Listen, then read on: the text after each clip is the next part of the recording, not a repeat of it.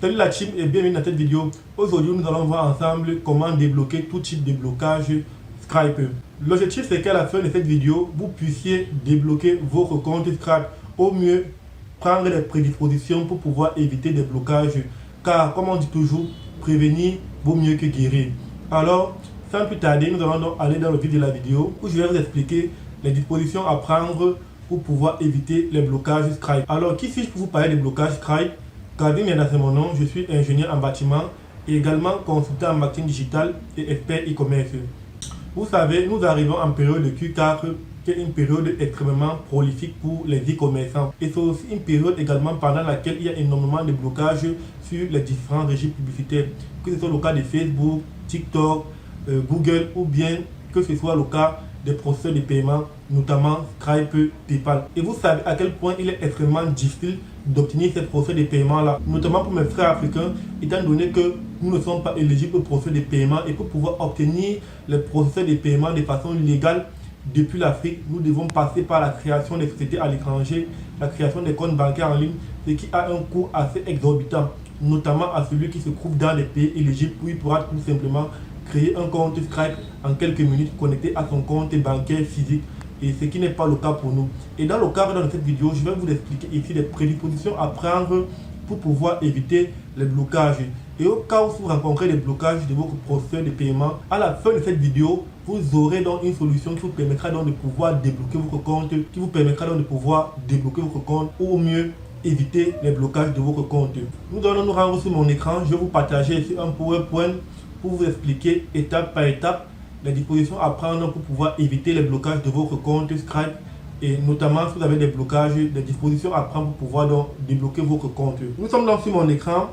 L'objectif de cette vidéo est de comment débloquer tout type de blocage Stripe. Premièrement, avant de parler dans des blocages Stripe, vous devez savoir qu'il y a deux types de vérification sur Stripe. Ces vérifications-là sont associées à des blocages.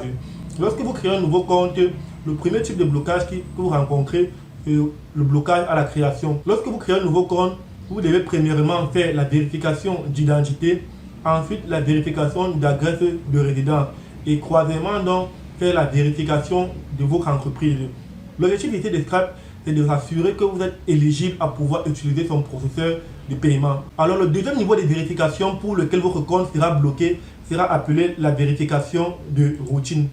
J'appelle la vérification de routine ici la vérification que Stripe effectue lorsque vous commencez à encaisser l'argent sur votre compte. Il y a un plafond pour lequel lorsque vous atteignez un certain montant, Stripe bloque le compte pour pouvoir donc faire ce que j'appelle donc une vérification de routine. Et le montant auquel Stripe fera dans cette vérification de routine dépendra donc du type de compte que vous utilisez, que ce soit un compte personnel, premièrement un compte business et deuxièmement en fonction donc du pays de création de votre compte. Si vous utilisez un compte Stripe Europe, si vous utilisez un compte Stripe ou PayPal UK ou bien un Stripe ou un compte Stripe PayPal aux US. En fonction donc du type de pays, en fonction donc du pays où vous allez créer dans votre compte Stripe, le solde du blocage de votre compte donc seront donc fonctionnant de ces différents paramètres que je viens donc de citer. Et ce deuxième niveau de blocage ici que j'appelle blocage pour vérification de routine donc arrive donc lorsque vous avez donc de l'argent sur votre compte. Et lorsque vous êtes donc bloqué, Stripe vous demandera donc un certain nombre d'informations que vous devez donc fournir à Stripe, qui vous permettra donc à Stripe ou bien à PayPal de pouvoir mieux comprendre votre business model et de pouvoir savoir si effectivement vous livrez les services que vous prestez à vos clients. Voici un exemple de capture d'écran ici dans laquelle vous serez donc soumis au deuxième niveau de blocage que j'appelle ici vérification de routine. Voici un des comptes que je vous présente ici. Pour ce deuxième niveau de blocage, donc, voici donc les informations que Stripe vous demandera donc pour pouvoir donc débloquer votre compte. Je vous demande vraiment de suivre cette vidéo jusqu'à la fin. Prenez les dispositions, faites donc une capture d'écran et déjà prenez les dispositions déjà à pouvoir mettre cela en place pour que lorsque Stripe vous demandera cela, au cas où ça vous arrive, vous puissiez relancer votre business le plus rapidement possible. Et pour ceux qui auront du mal à pouvoir fournir les documents que je vais citer, vous pouvez donc nous contacter. Mon agence nous allons vous accompagner à pouvoir donc fournir les documents donc qui est demandé par Stripe. Ce deuxième niveau donc de blocage que j'appelle blocage de routine, Stripe vous demandera donc des justificatifs pour permettre donc de mieux comprendre votre business si vous faites donc de l'e-commerce. Voici le document demandé par Stripe. Chargez les justificatifs pertinents. Justificatifs. Veuillez nous envoyer tous les justificatifs de la liste. Veuillez nous envoyer tous les justificatifs de la liste ci-dessous dont vous disposez. guide des pièces justificatives. Le premier document dont Scribe vous demande donc ici, c'est le certificat d'immatriculation fiscale ou de TVA de votre entreprise. Le deuxième document, c'est le certificat de constitution de l'entreprise. Le troisième document ici, c'est une photographie de l'inventaire. C'est-à-dire que vous devez fournir à Scribe donc une photo ou une vidéo de votre stock que vous livrez à vos clients. Ça, c'est pour ceux qui font de l'e-commerce. Pour ceux qui vendent des produits digitaux en ligne, vous aurez donc une autre liste que Scribe vous demandera donc pour permettre de voir la pertinence donc de vos produits et de vos services. Ici, pour pouvoir donc avoir la photographie d'inventaire, vous devez donc contacter votre agent ou votre fournisseur et lui demander de vous envoyer le stock, de filmer son stock et de vous envoyer donc une preuve d'inventaire que vous allez donc fournir donc à Scribe. Le quatrième document dont Scribe vous demandera, c'est un bon de commande et le numéro de suivi de livraison de vos fournisseurs pour les 60 derniers jours. Pour obtenir donc le bon de commande, c'est assez simple. C'est votre fournisseur ou votre agent qui vous donnera donc ce document-là. Vous allez lui demander de vous fournir donc des numéros de suivi que vous allez tout simplement transmettre à Scribe pour les 60 derniers jours si votre business existe depuis les 60 derniers jours ou bien depuis l'existence et la création donc, de votre compte Scribe.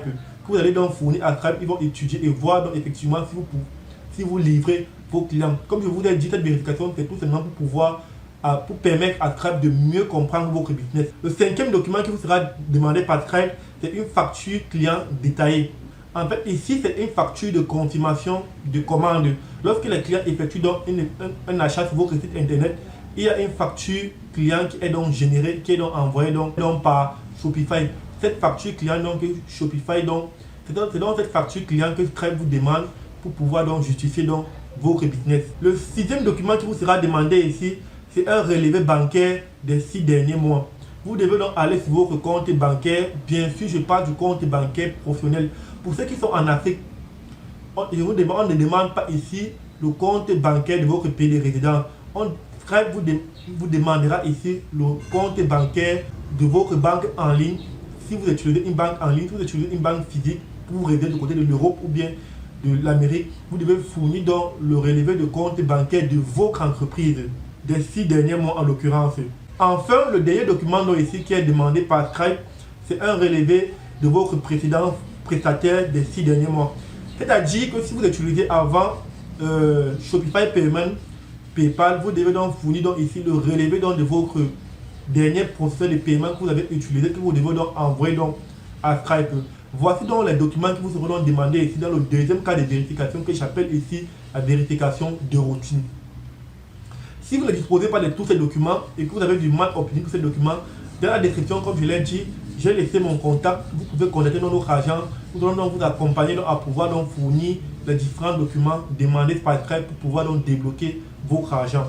Et vous devez savoir qu'au cas où si vous ne fournissez pas les documents à cette deuxième étape, Scribe va tout simplement faire le remboursement de tout l'argent encaissé à vos clients. Ensuite, donc, nous allons donc parler donc, à ce niveau donc, de comment éviter les blocages Scribe.